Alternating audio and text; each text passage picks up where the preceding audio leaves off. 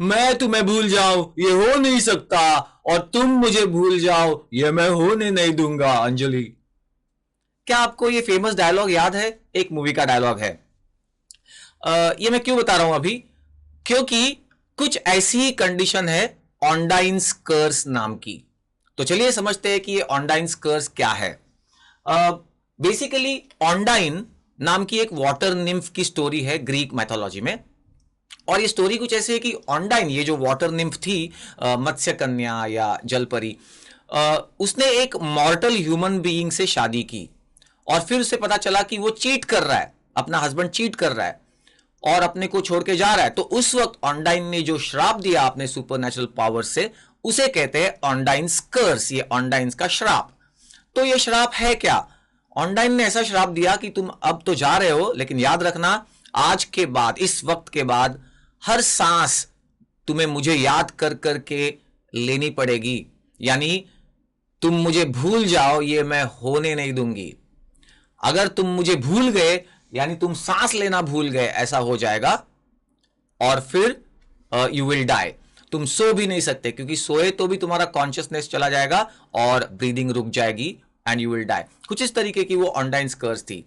तो अब इसका क्लिनिकल क्या कोरिलेशन है? बेसिकली देखिए, ब्रीदिंग जो है हमारी, वो कैसे कंट्रोल होती है? दो तरीके से। देर इज ऑटोमेटिक कंट्रोल, जिसके लिए ब्रेन स्टेम में सेंटर है, respiratory centre in the brain stem, तो ऑटोमेटिकली ब्रीदिंग चलते रहती है।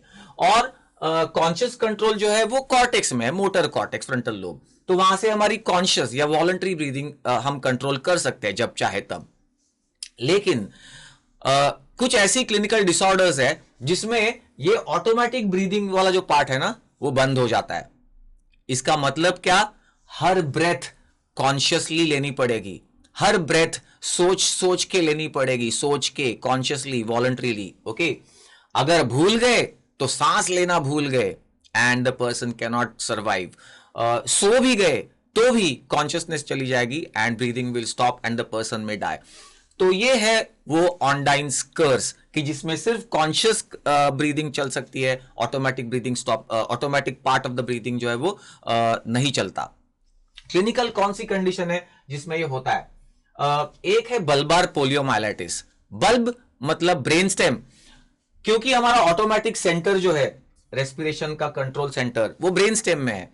तो बल्बार पोलियोमाइलाइटिस ऐसी कंडीशन है जो ब्रेन स्टेम को डिप्रेशन करती है, brain stem depression of the respiratory centre, और जिस वजह से ये automatic control of the breathing जो है वो स्टॉप हो जाता है, कॉन्शियस ब्रीदिंग ही सिर्फ चल सकती है। और दूसरी कंडीशन है CO2 नार्कोसिस।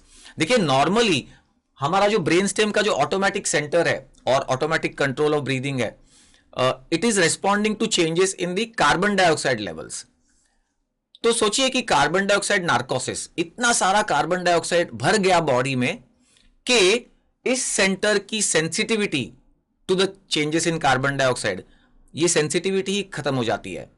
तो इसका मतलब ऑटोमेटिक सीओ जो कंट्रोल है वो अब चला जाएगा, क्योंकि automatic brain stem control centre CO2 को रेस्पॉन्ड ही नहीं कर पाएगा और सिर्फ कॉन्शियस ब्रीदिंग चल सकती है। तो ये ऐसी क्लिनिकल कंडीशंस है और इनको कहा गया है ऑनडाइन्स कर्स।